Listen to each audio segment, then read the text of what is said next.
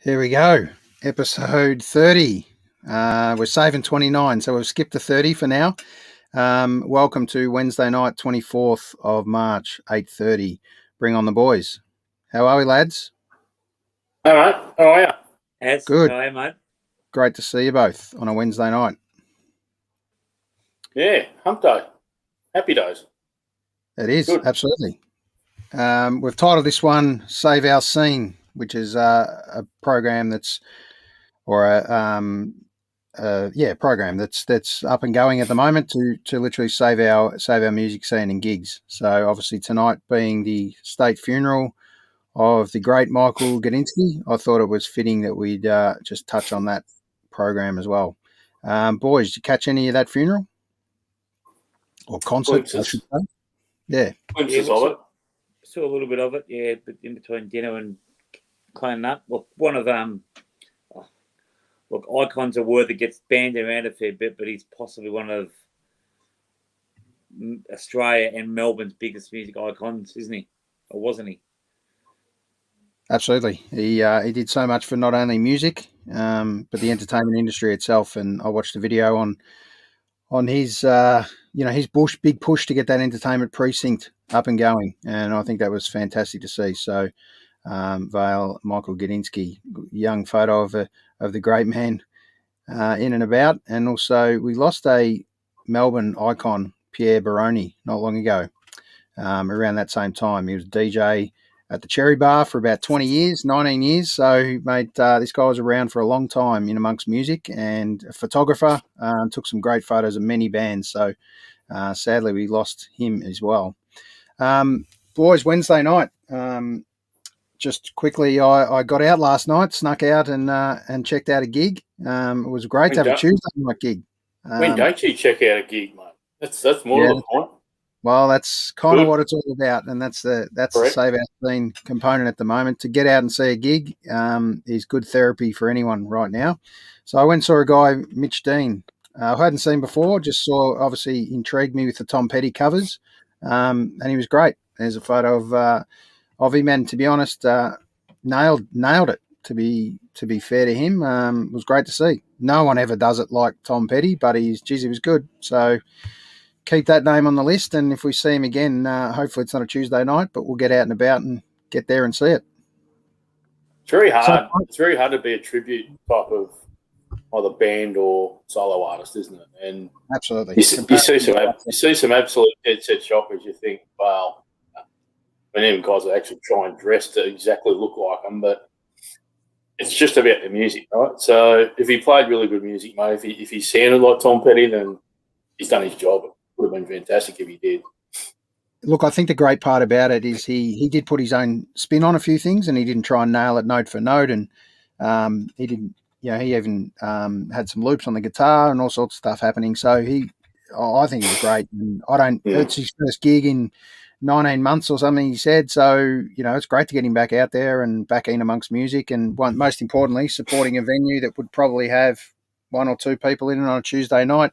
If you're lucky, a couple of barflies at the Drunken Poet in North Melbourne was 25 people, all drinking and having a chat. So drinking soft drink, obviously, on a weekend or a weekday, sorry. But it was good. It's good to be out and about. It's good to be out and about. So, Berkey, thanks for tagging along, mate, as you do. And Berkey, get back on the show, mate. We need you to have a chat about music.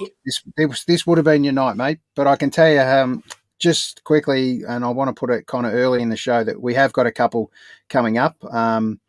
One show I just want to quickly touch on is it's going to be next Wednesday night with a Melbourne muso, Dan Brody. Superstar, actually. If you haven't heard of Dan Brody, check him out before the gig. But he's back touring and touring some pretty big stages at the moment. and a good mate of mine, we're going to flick to show 29. I saved the number 29 for a good mate of mine, Kerry Goulet, ice hockey player out of Canada, played a lot in Germany and is now fronting up a company or a charity called Stop Concussions. So we'll talk about that we're going to do that on Sunday night if possible.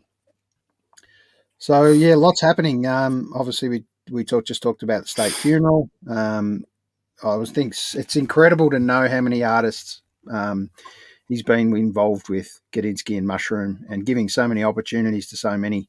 Kaz, you got a favourite out of that entire list? It's a massive list. Look, I suppose you tend to sort of align yourself to songs of important or bands important times in your life. So I think sort of my last couple of years of school, 86, 87, like Choir Boys and Run to Paradise on the Mushroom label, and I think they had two big songs, but Run to Paradise is one of the biggest songs going around, and it still gets airplay pretty regular today on all the stations. So I'd say them, and also I knew you'd ask me this question. I was thinking about it before. Nice, you did your homework then. Just the working, Questions the about working that? thing, because he was pretty heavily involved with the like the big days, sort of where they had like 7 or 8 sort of bands. So I remember going to Olympic Park when it was still like the dog track sort of thing, and NXS, Jimmy Barnes, I think the Saints, Mentos, anything, all played a gig there, and that was gold. All day gig in the sun. Yep. Well, I'll put Billy Thorpe in my list as one of the greatest, who I didn't know obviously when I was growing up, but have come to know him recently. But Hunters and Collectors obviously been a big one of mine. Throw Barnesy in there, Mark Seymour. You know, there's so many. Paul Kelly, obviously, probably the greatest. I think he's signed out of the entire list. What about for you, Lovey? You got one? Well, it's funny because so my dad didn't mind Skyhawks. Yeah, mate. That's he. So I think that's almost his first. Loved the Skyhawks and pushed the Skyhawks when people didn't want to know them. So, well, speaking of not wanting to know them, I think Uncanny X-Men, Dad even found them a bit weird, but that's okay. But then for myself, cool, it's weird. I think the most famous one I can recall is actually signed up. I know we've mentioned a few of the others. Kylie Minogue. Now, if you want a success story, absolutely. You know, she was trying her best as she possibly can in Neighbours and all that sort of stuff. And then once Locomotion kicked in, I think he saw something that not a lot of other people did, and he took a punt like he took with so many other people. And bloody hell, she was almost as global as Madonna and all those sort of those solo artists. So, and that all came from him. And people also don't recall, people forget pretty conveniently, he was a massive influence on the Australian versions of the Big Day Out. Yep. As well. He put in a lot of work behind the scenes. Those Big Day Outs in the late 90s, early 2000s, best concerts I've ever been to. And I went to a few of them, and he was heavily involved in that. Yeah, he was huge on big bands and big days. That's for 100%. Sure. Yeah, 100%. Well, he just knew what he knew what Australians wanted from a concert perspective. Like it was back then, there wasn't a lot of Americanism about it. Australians went about their music concerts a heck of a lot differently back then, and you know he educated the international artists on that as well. So he was awesome. It was awesome in the way he was getting Australian music on its feet, but just understood the Australian music landscape from a consumer's point of view too. That was probably one of his biggest assets. Yeah, and he was a classic case of when the chips were down, and the chips were down anywhere. He was the first one to put his hand up, rally, and get a gig going, whether it was for the farmers or whether it was for drought-stricken places, whether it was poverty-stricken areas, whatever he could do, he made it happen. And right till some of his last days, you know, he was behind the scenes getting the Music Bowl back up and going, getting venues going, had massive plans that we're going to hear about probably for the next 2 years of tours, that he had things on the go. I just heard before Paul Kelly talking about backstage, you know, at backstage with Michael Gudinski talking about with Archie Roach and talking about gigs he'd planned and the energy he still had at his age to bring gigs and every. Just want to bring up this comment of mate of mine, Darryl Gard, who runs Parkside Feeder Football. 58, and remember the man when seeing AC/DC, Sherbet and Co. at Victoria Park. Now we're going back a bit there in the 70s. So, and we're talking, the great, probably the best schoolies party as he refers to it as. He made it all possible at Fitzroy High. Like they're those school venues that everyone still talks about, stood the test of time, and that just doesn't happen now, right? He discovered bands and put bands on stages that were never given opportunities, and he did. Don't get me wrong, he overlooked plenty, no doubt, and that's hence the reason there's that other artists got to have other opportunities with other people. But I remember him when I was lucky enough to work at the Tennis Centre and a couple other venues. He had an aura about him, and it was always, mate, Gudinski's in the house tonight. Just be on your game, be on your guard, all that sort of stuff. And he was actually a really nice, polite guy that would always walk past you and say hello, no matter how busy he was. And he didn't have to do that. I mean, at the end of the day, we were just staff working there in crowd control or whatever. He just made sure that everyone felt welcome in his. It was fair to say it was his venue, really, wasn't it? At the end of it, and I'd love to see one of those venues in all that area, or at least a statue. We've got to get up the statue at least, don't we? We've got to do something there for. There's got to be something really significant. I'm sorry, but the ARIA Awards are obviously done, or whatever they're called these days, and I get that today they've named Best New Talent for the Michael Gudinski Award. That's great, not a problem. It's a great start. For me, there needs to be something a lot more significant than that. Sure. Whether it's out the front of the Arts Centre, whether it's out the front of whatever, bronze statue, name a building after him, name a entertainment venue after him. Yeah, I definitely think we need a street or a lane, and maybe we need a co-brand AC/DC lane, given what he did for them. So, who knows? Who knows what'll happen? Who knows what'll happen? But we've got plenty of time and not need to make any. Is there an old Brash's store still in Burke Street? Maybe we can get an Insty music store as well. What have become Brash's and Allen's? I think is that the. Oh, there's Allen's Music. There's bloody I don't know what else is Sanity there? After that. Sanity after that. There was a few. Just a couple other quick gigs coming up. Favourites of our show, obviously Dave Cosma has got a gig this week after he did a live stream last night on his EJ Isolations first birthday. So it was a year since he did his first live stream during the first lockdown period. And I think he did about 10 or 11, I think, from memory. So hats off to for Dave, and he's back out doing gigs again, which we saw not long ago. He's at the venue I was at the other night. It's a Friday night gig. I'm going to see if I can get to the corner and go and see this band Flying Colours, who are great. So if you can get along to the corner, $28, get you a ticket. Money well spent. And great to see venues hopefully opening up a little bit capacity-wise. Cuz, you'll be happy you're allowed back on the dance floor and no masks, so you'll be a happy man, mate. There you go, mate. I'd keep the mask on, Cuz. Yeah, possibly. Well, you might have to put your teeth back in, Cuz.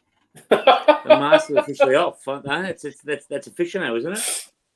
I think it's Friday, isn't it? A Friday night? Well, except in, I think, hospitals and public transport. So if you want to go dancing in a hospital or train, Cuz, then you have to wear the mask there. But apart from that, go for your life, pal. Still public transport.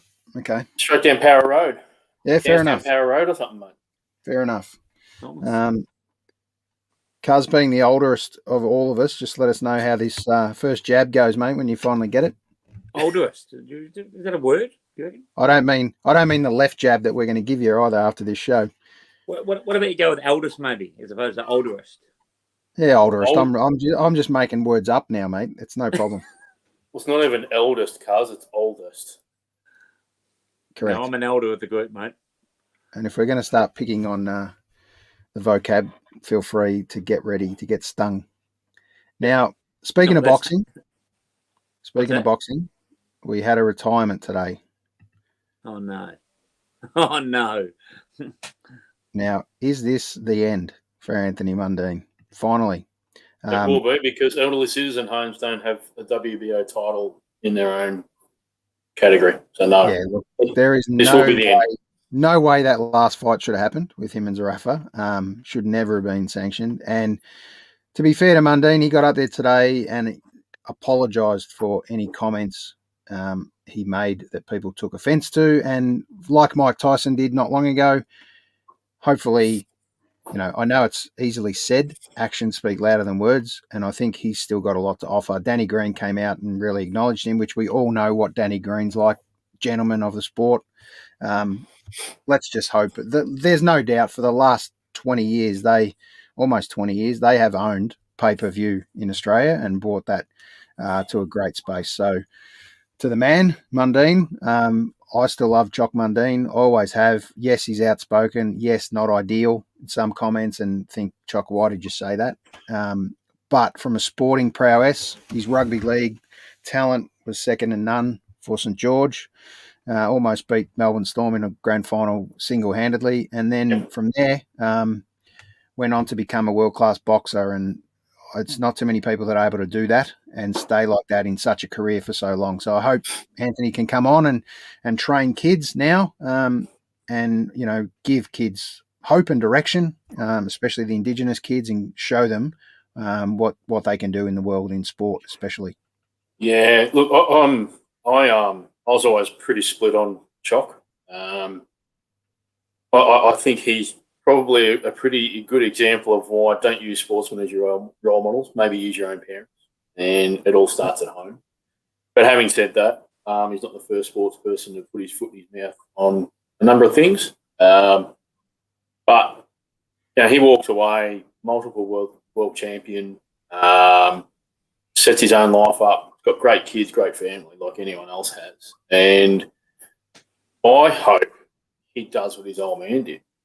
And by putting him back into the sport, he finds the next 1 to 2 proteges and bring him under his wing from surely a boxing perspective, because the guy could box. He could genuinely box. And you don't become world champion just out of fluke. I was filthy. I was actually, as a St George man, I was absolutely shattered when he took off after the 99 season, like that grand final loss. I thought we had the Storm. I really did. And absolutely. And I thought, look, Dragons are sold up next year. I've got no doubt about that. We had such a massive front row. We've got him bolting around on the wings. And then he goes, I've had enough. I fell on the floor like I did the 99 prelim for Essendon that year. So 1999 wasn't a great year. But Chock was unique. But look, he's been good for the sport. He's been good for Australia's sporting landscape. And I think we just leave it at that. Yep, absolutely. And on to the next. Tim Zoo's our man now, so we're all behind. Absolutely. He will be one to watch. And there's plenty of others coming through. So the Sock, son of Costa. If you're not a boxing fan, give it a chance, mate, because it's still an incredibly technical sport. Absolutely. And Cuz, you and I are about to get it on soon on the boxing ring at some point. So we'll find some way. We have to find a date for that. Lovey will ref the competition, so it could be good fun. One thing I wanted to touch on that is coming up, and it's right amongst us right now, is This Girl Can Week, 22nd to the 28th, and it's kind of already started. But there are events out there that are getting done, classes government funded and all sorts of things, and I think it's just a really timely opportunity that we touch on this. Given that there's so much around this topic at the moment, but, obviously men need a just as big a push as women to be out there and getting active and amongst sports. But the fact that belief, so to speak, is probably the big key word, and believing you can do something, men or women. I think it's fantastic to see. So Dave Cosma's all up for the fight, Cuz versus Cuz. So quiz in this case, so that could be the title right there. Who knows? Can you be my man in the corner, Dave? Yeah, maybe Dave can be your man. He'll definitely pep you up. That's for sure. Oh, I'll jump in your corner then, Aaron. Righto. I'm pretty confident. You made the decision. You made the decision easy there, Cuz. Beautiful. What else is happening, boys? Let's talk footy for a second. I know we're going to jump around some topics here, but I think the first great part is crowd capacities. Had to happen. Yeah. Had to happen, and that's fantastic. Hopefully they get it. Pretty sure it's in and done, isn't it, before Carlton Collingwood? No, it'd have to be. It is, unless we have a massive outbreak overnight from someone's toilet. It's 75% tomorrow, so 75,000 at the G. Look, that's a reasonable crowd anyway for a Carlton Collingwood game, even though they get 90 plus every time. I honestly think that. Sorry, Lovey. That's 75,000. What do you mean? Yeah, no, it's good. Well, he's right. Dave Cosman's right. You do need smelling salts, you sleepyhead. So I think this was. I'm brutal on this. That 75% should have happened before round one, and we should be at 100% now. But 75, I get it. Maybe we can go to 100 next week because we don't have a pandemic in Victoria right now. It's as simple as that. So should be great. Should be good to look at. It's always nice to see the crowd in amongst a game of footy on the TV when your team's not playing. So, and I'm sure the players like it too. We're just going to get all our players back out there now. And a great step in the right direction was Michael Hurley. Was that what I saw the other night? As in, was he the one? Was he the one that's had the leg issue? Yeah, the blood infection. Yeah, blood infection. So, he's lost 10 kilos. Yeah, he's a skeleton of himself, and he's slowly, coming back. But unbelievable to have him back around the boys, and I'm sure the boys will get a massive lift from having him being involved again. So, shout out to Michael Hurley, and hopefully, mate, it's a long road back, but you've already started that process. And geez, what an incredible moment to have to go through. I really feel. It's very frightening what happened to him. I think he's probably treating that footy club like it's his second home. I mean, it has been for 11, 12 years now, but even more so because of what's happened to him. So, it's brilliant. I like the fact that he can get back into the club, and that takes his mind off it too. It's really good. Definitely. Dangerfield. Melbourne, mate. Pretty scary, wasn't it? Big clash, no doubt. And was it the right call? Absolutely. Absolutely. And you will not, I'll go hard on this one too. He's a hypocrite. Dangerfield's a massive hypocrite. If you're head of the PFA, if you're up on a charge of concussion when your PFA itself, or AFLPA, has been pushing for so long to have concussion protocols put in place and to have mandatory weeks off and all the rest of it, and to have harsher penalties, don't then get on your front foot for your own personal gain and try and defend what you did. You hit the guy on the head. It was accidental. I get it. They've been the rules for about 3 or 4 years with the head now, and should have taken his comeuppance. Should have taken it. He didn't. I lost a lot of respect for Dangerfield for the last 3 or 4 days, and that's 2 games in a row now where he's gone past the football and gone straight to the opponent. If you remember Wollaston in the grand final, he needs to correct himself on and off field for me. That 3 weeks, that 3 weeks is adequate, 100%. Yeah, I think football as a whole, obviously, we've got males and females playing now at the highest level, but I think it also drills down to your younger people playing it as well. That the way, talking obviously, as Lovey and I involved coaching at local level, you can't teach a lack of fear. But I think now the thing that I think junior coaches are bringing into their coaching is almost you can't teach people not to be scared. You can't teach people who are fearless either. But I think the reasoning and talking now is maybe we've got to teach people to be more, what's the word, careful, how they attack the ball, how they go into the ball now. You can teach a footballer how to be more self-protective of themselves. Yeah. You can teach that. What you can also teach is the ability to not go past the football to try and iron the bloke out. He never went for the football. That's the end of the story. That's it for me.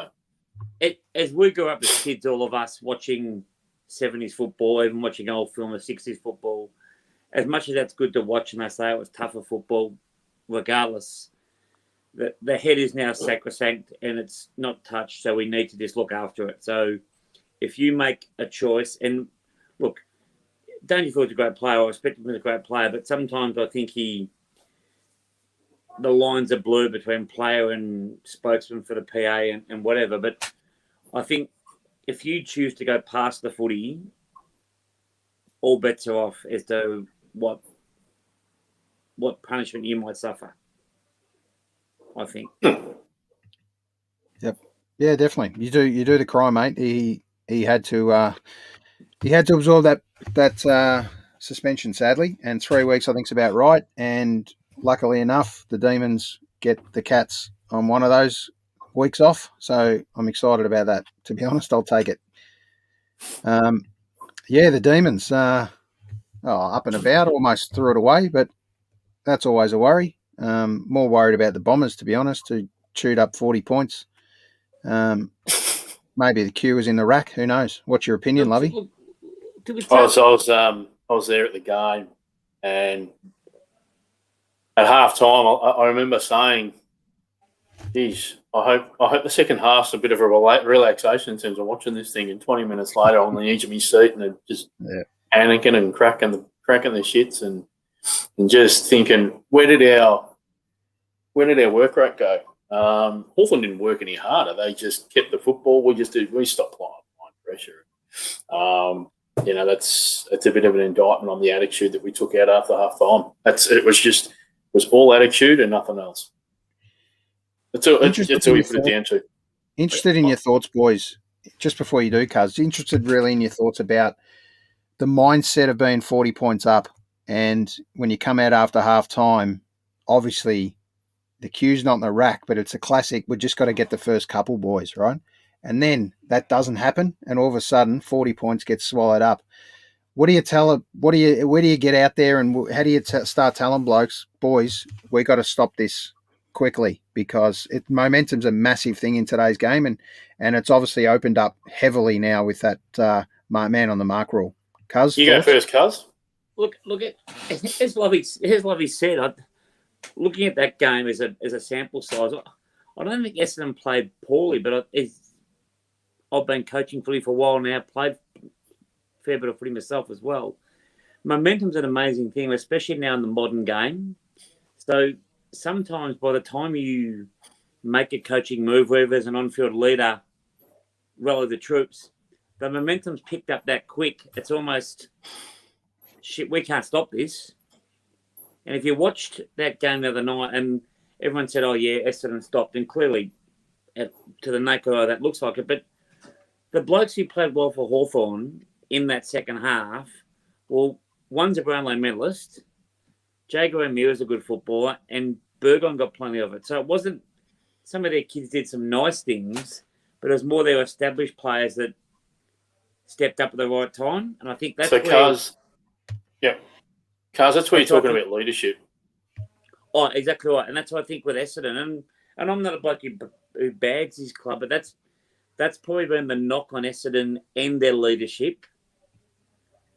When it goes a bit pear-shaped for whatever reason, whether you're down by 10 or the side's coming back at you, they haven't quite got that, okay, man on. Like, as Lovely and I say it as coaches, we say it now when we coach. It's not even that, Cuz, it's even simpler than that. Richmond, Hawthorn of their dominant years, Geelong in their dominant years, you'll find how many times did they allow an 8-goal quarter? They didn't. And why? Because their leaders stepped up and their leaders said, right, we've had enough of this. We need to do something out here on the field. Now, we keep going. I know you keep talking about coaching, Cuz, but it's got nothing to do with the coaches. And I find it laughable that Ben Rutten's been bagged by both the media and some blokes that actually should know better for coaching from the sideline. I mean, it's got nothing to do with Ben Rutten. Yep. This is all about footballers and men taking leadership when the whips are cracking. What are you going to do about it? And unfortunately, no one from the Essendon Football Club did anything about it. No one took the initiative. No one grabbed the bull by the horns. Carl Hooker should have just changed himself on the Franger. Yeah. Francis should have gone forward. 5 minutes in the third quarter. Really important. really important when you got young blokes out there too. You got to set that standard. I think you had 7 debut players in and around there. It's that's a big number, and Daryl's that's a good right. sign. That's a great sign. Absolutely. It's a great sign. Daryl's just mentioning, common sense in relation to the incident we were just talking about before. Feet left the ground. It's as simple as that. And it was more than that, obviously, but the standard's now set, hopefully, and hopefully they can be consistent on that rule. Go and freshen up. Well, he's only had 1 game, so he should be pretty fresh. But D's and Saints improvers, time will tell. D's, mate, they're finals bound, aren't they, Aaron? Yeah, well, we're already booking the tickets. The snow season's off, so but it can unravel pretty quick, mate. We've got the Saints who are up and coming as well, and I think that one's at Marvel, and that'll be tough. They go all right. Don't worry, the Saints. It's going to be a tough only one game, I know, and it's a small sample size, but it was good to watch. Obviously, I was out Saturday, Arvo night. I saw the Thursday night game, saw the Friday night game, saw a bit of the Sunday games. It was interesting. You saw all the games. Okay. Yeah. You got to get out more, cuz. It was good to watch how the game seemed to flow pretty freely, and I must admit, I'm a fan of that. Yeah, some pretty big scores kicked and plenty of goals, which was great. Yeah. But I think I tend to, at the start, if you'd have said to me a week ago, before, so this time for round 1 eve, last Wednesday night, are North going to be competitive? I would have said no. Adelaide, no. Sydney, no. Hawthorn, no. But if you look at those 4 teams, well, North were competitive. Apart from North, and even some of their kids at times played some good footy. Yeah, we're going through those games. I mean, Sydney were great. We know how good Sydney were. I'm going to throw something out there about Sydney. Don't play Buddy. Sydney are actually better off with Buddy. There you go. Well, I think Buddy's done. I agree. Well, look, as a purist and lover of the game, I'd love to see Buddy get to that 1,000 goals and whatever. No, I don't. If you're not up to it, you're not up to it. I don't believe just giving him games, but I think Buddy's got to be out there. I think he gets one last crack, and let's see how he's gone. The best thing that I saw has just happened is him and Jessica have just had a little boy, little Buddy, and that'll be interesting to follow in the next few years. The fight between Hawthorn and Sydney of who's going to get the father and son if he lifts the kids up to it, so to speak. But who knows? It might be his daughter that gets the father and daughter rule. Who knows? Who knows what will happen? You're not playing for Richmond. Yeah, exactly. So any other surprises out of round 1, boys? For me, the surprise was Adelaide and how competitive they were, and I thought they were super. I tell you now, if I'm Geelong, I am a little concerned about how the game will be played this year, and if that's close to my best 22, if we don't win every single game at GMHBA, we're in a lot of trouble. If I'm Geelong. I went and watched Geelong play against Essendon in the Community Cup or whatever the pre-season competition was called this year, and they, apart from Radaglia and Stanley as their ruckman, they were pretty full strength. And if Essendon, I know it's only a practice game, but if Essendon kicked straight, they would have blown them out of the park. And I took Lucas, but I sat near a couple of Geelong supporters, and they had concerns then. And there was concerns going into that game about the fitness of Cameron anyway. I'll tell you what, gamble responsibly, but get on Brisbane head-to-head this weekend. Get on them. They'll beat Geelong down there at GMHBA. No danger, and they're not playing good footy. Yeah, Brisbane will hit back. That'll be good. Brisbane will hit back. That'll be hurt. Fagan, the way Fagan spoke post-game, yeah, because as much as Brisbane are a good side and they're up and about, and I think a couple of us tipped them in our vault the other week to make the playoff, the big dance. You go 0-2 and you're under a bit of pressure early. Mm-hmm. All right, Carlton, Collingwood. Who wins it, boys? Carlton for me. I think Carlton easy. All right. What do you reckon? Collingwood if Darcy Moore plays another ripping game. Yeah, a lot of pressure on that cut-off man, isn't there now? Look, I can't remember, someone said, Stephen May must be the best key defender in the game. Are we kidding? Are we even watching the same sport? He does read the ball well, but Darcy Moore's a freak. He's just so good. And it's rare to say that a centre-half back will actually be the key to you winning a game of football. West Coast had it in 2018 with McGovern, and I think Darcy Moore's as good as, if not better, and I reckon Darcy's the best centre-half back I've seen since Glenn Jakovic. Can Darcy Moore win the Brownlow medal? Yes. He's got 2 votes already. First father-son? Oh, I don't know, mate. I'm not 124 years old. Couldn't tell you. Yeah, good Ed. I agree. And Daryl, he's keen on Geelong, so he won't leave him. So. Who knows? I know a good bookmaker, Daryl. Yes. I'll tell you what, Daryl. If I meet the man, let's have 6 little red warriors on it. Right, 6 Melbourne bitters. We're done. Can we go back to Geelong for a second? Just focus on them. No. It's got to be a quick show, cuz. So come on, hurry up. They recruited because they thought they were close, and obviously they went hard on Cameron and got him. But the other 2 blokes they got, Smith and the guy from North, Higgins, I'm not sure about. But they're good ball users. But the thing is, cuz, what Geelong haven't anticipated were the rule changes. So they didn't get quick players. They got guys that could use the football and a key forward. That's fine, based on last year's rules. The rules for this year have absolutely blown Geelong's recruitment out of the water in the space of 2 weeks. You watch Geelong 2 are also slow to change at the best times. They play their way. You know what we're saying all this? They'll probably be 8. They'll probably be 8-2. Yeah. We're reading a lot into 1 week, aren't we? So let's go. So we've covered Geelong, Brisbane. Let's go. I'll go Brisbane as well, just to keep Geelong honest. Sydney, Adelaide. Sydney. Up there, and if it's wet too, which I'd say it would be. Yeah, fair chance it's going to be wet. Fair chance it's wet. What about the ridiculous amount of water up there? Unbelievable. 3 years of rain in that areas. You know, in 24 hours. Penrith, and they reckon it's ridiculous. Just like go get like Noah. Someone called Noah. There's going to be some interesting rugby league games, I think, in the next couple of weeks. Yes. Some wet classic old bog heaps, I think, is going to happen. Port Adelaide, Essendon, Saturday afternoon. Well, I'm going to wear my lucky Dyson Heppel socks. I've got them. Yep. I've got my wonderful Dyson Heppel socks. They're the lucky socks, so I might wear them for the next 4 days straight, and I might stink, but if it means that Essendon win, that's about all I've got for us right now. Port Adelaide over there, I think we're done. How do they go, Twilight?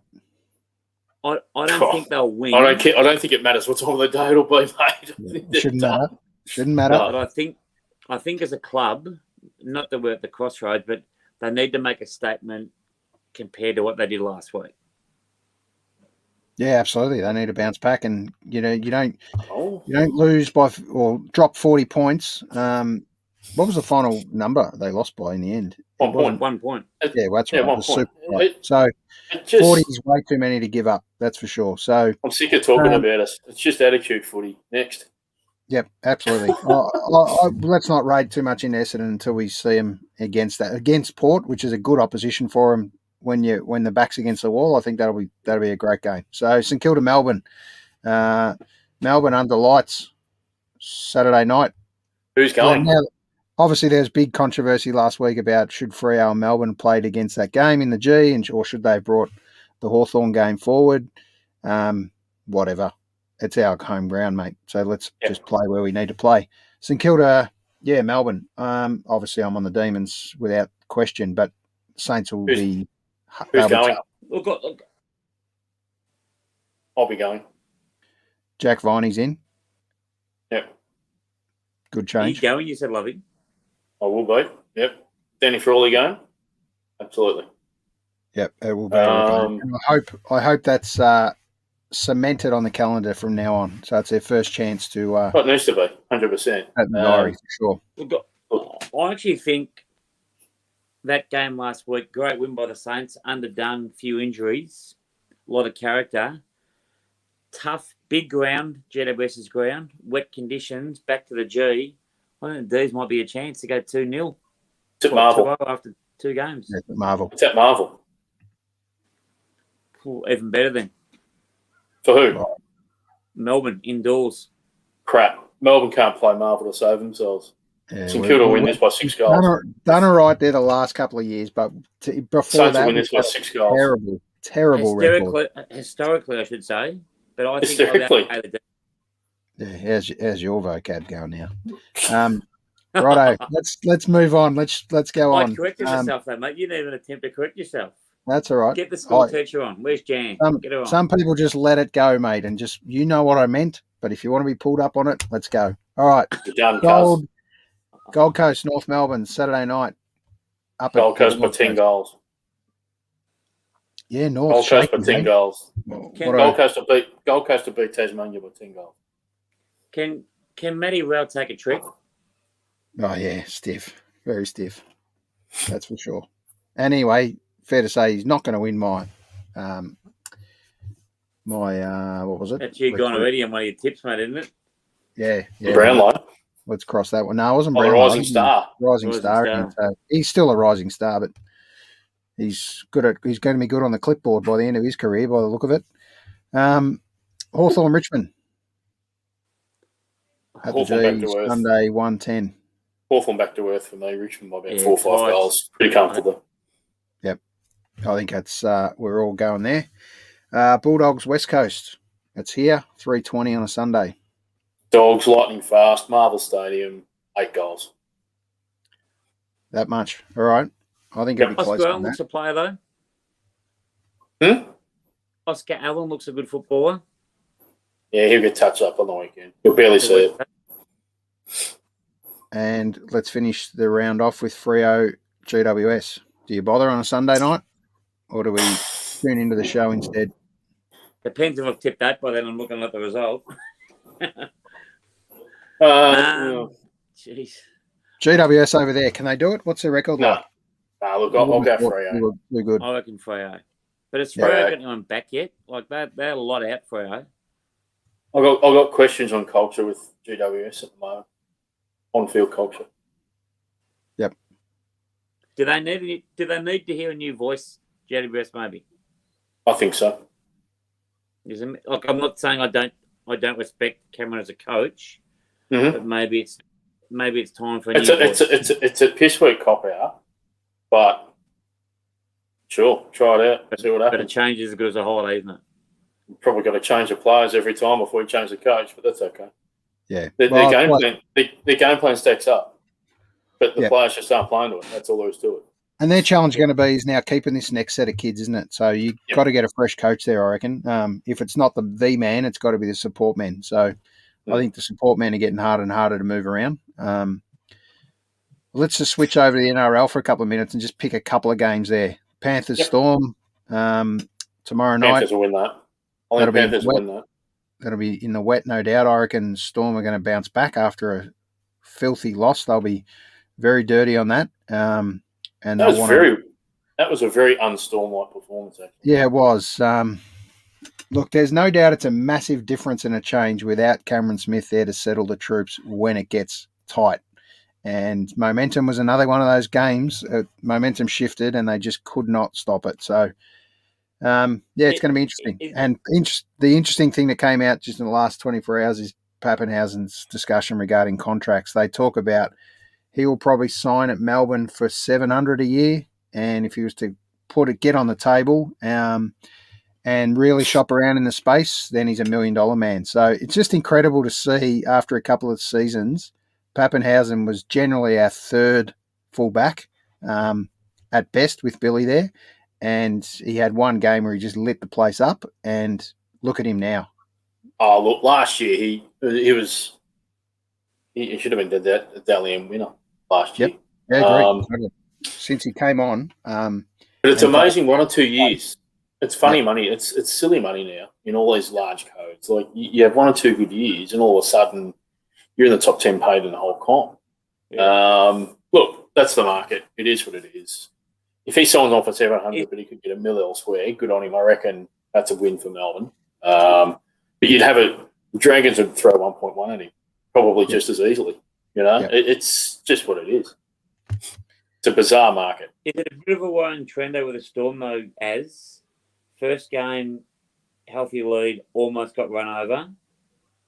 Big momentum swing second round. Very proud team. Very rarely lose two on the trot. If they do, alarm bells or too early? Too early. It's 28 games in the year. Yeah, way too early. Yeah. Storm are too big a powerhouse at home. Yeah.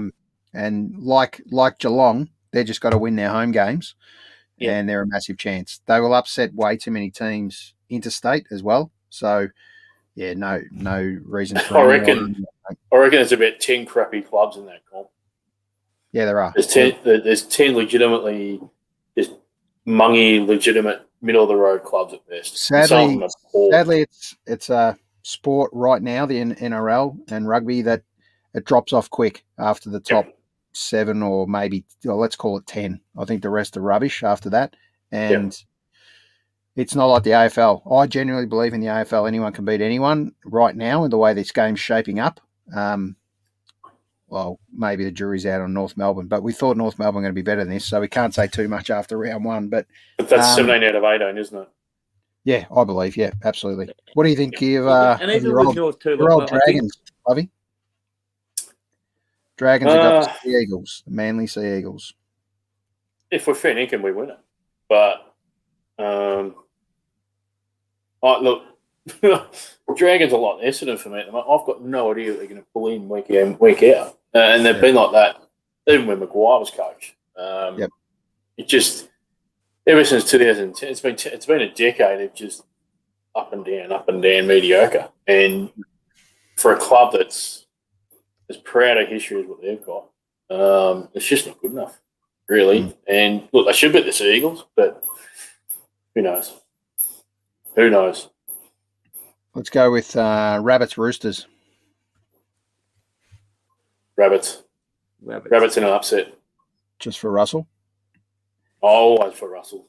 Yep. He was always, Danny Elm did the wrong thing by him. That said, talking of Russell, how's nice top of your head, Cuz. What are you thinking about, mate? No, I had to think about Sam. What's his name? The guy's in a bit of Worthington. What? No, that's an actor. Sam Burgess. How'd they end up in the end? And his 6 brothers.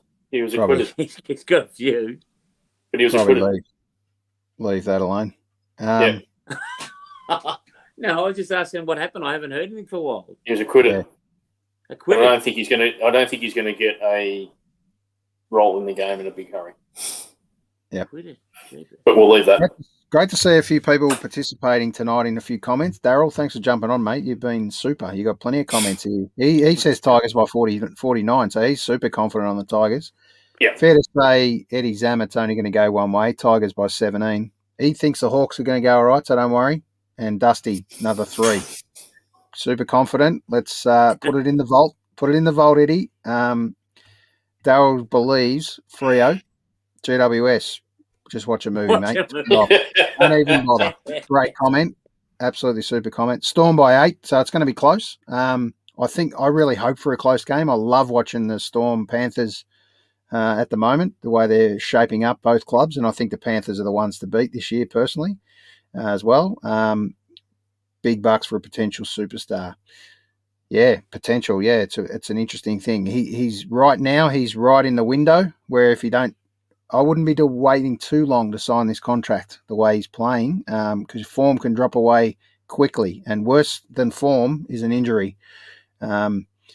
So who knows? And he agrees with me in relation to what we talked about regarding just 5 chances, he reckons, in the NRL, and that's possibly about right. So, look, we're not going to go too much longer, boys. Let's just pick one more NRL.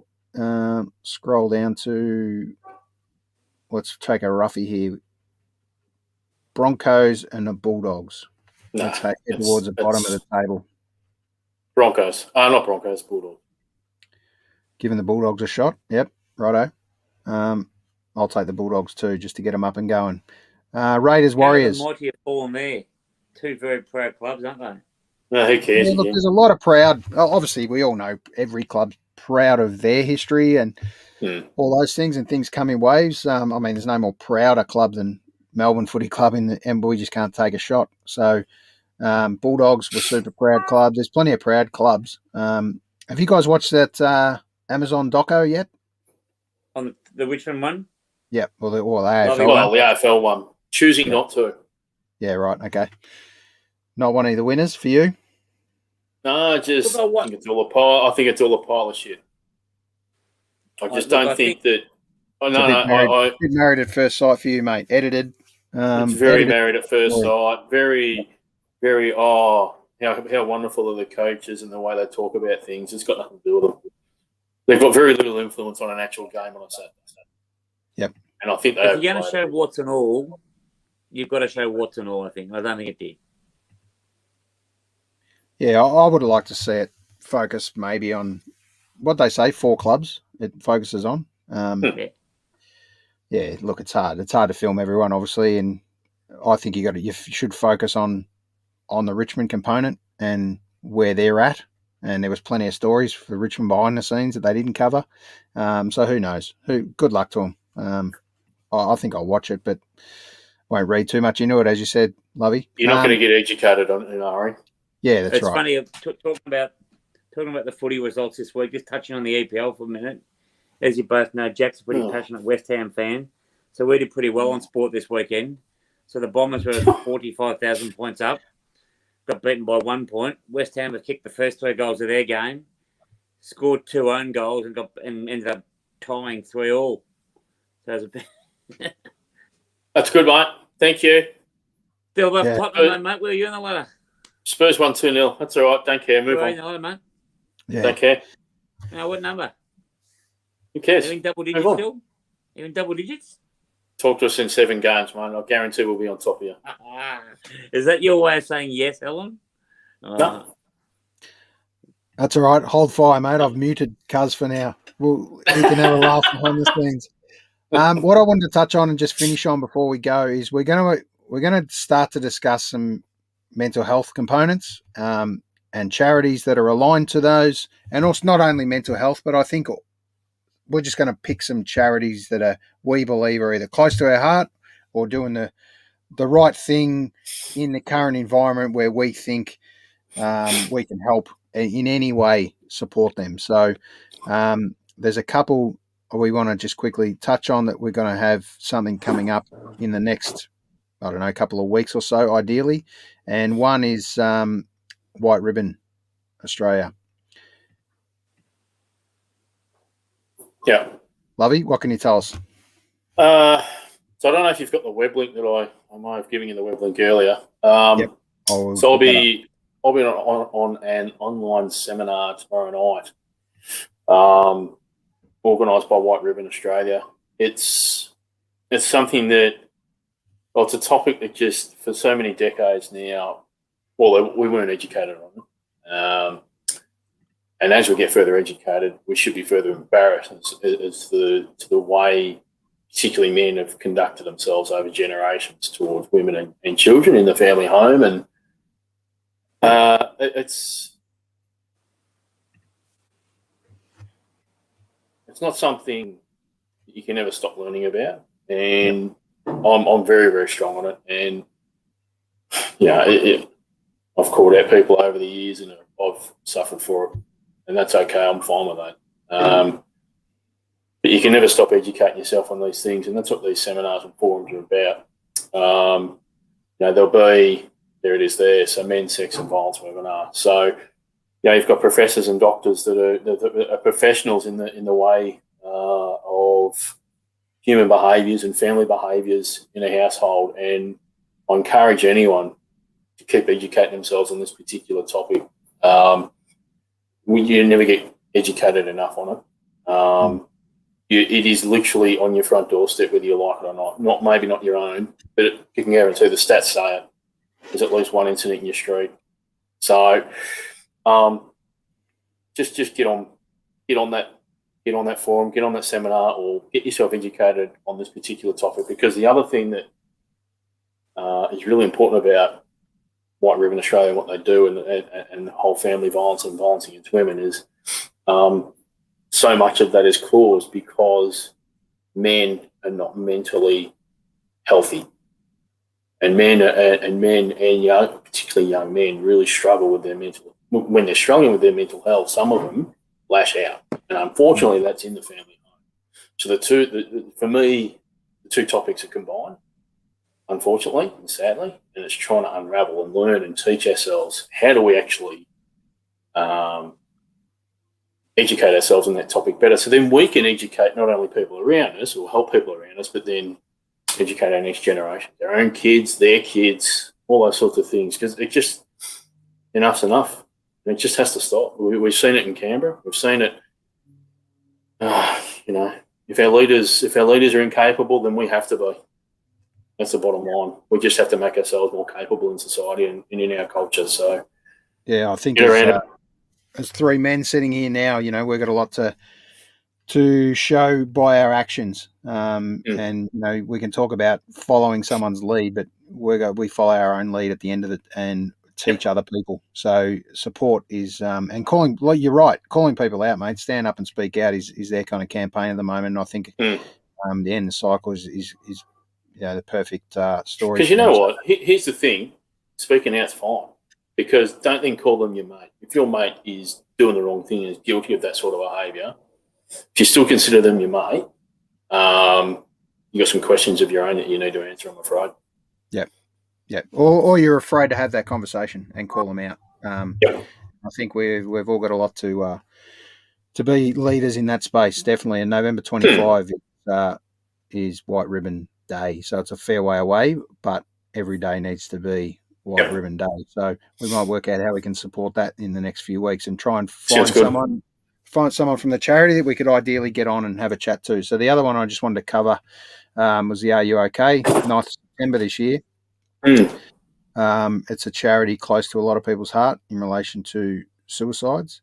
And not only suicides, but there's so much else now. They've diversified their program for the Are You OK? And a friend, or I would call a friend now, I met about 7 years ago, I think we're up to now, nearly 8 years, involved at Reservoir Football Club. Young man, his brother committed suicide, and he's now become this young man, his brother, has become an ambassador for Are You OK? And is a very fit guy, still playing footy in the seconds and coaching in the seconds at Reservoir.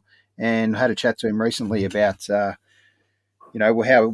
he's going, and it's interesting to hear that the stories about lockdowns and gyms and everything else, and how that affected mental health in so many people. So it'd be really, really interesting chat to have to him. But also, we just touched on the role of a coach these days at a footy club, and I want to give that one a chat as well in the next 2 weeks or so. So we might do that in a couple of Sundays' time. A nice Sunday night chat, maybe. It's a pretty powerful topic, but I really want to talk about, from your point of view, with you two guys as well in that chat, just the role of a coach now. And you're not just a coach in a footy club. You're not only a role model, but there's so much more to cover now and is expected of you as a coach. So we'll talk about that and cover that in the next. Don't we know that? Absolutely, and it's.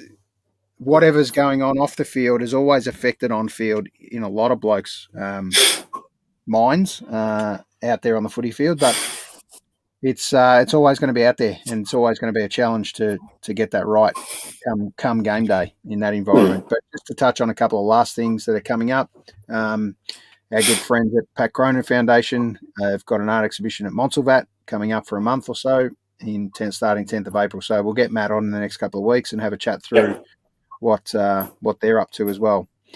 And another guy that's been on our show, Eric Collier. If you don't know where Sask Cafe is, it's down at Sandy Point, down Gippsland Way.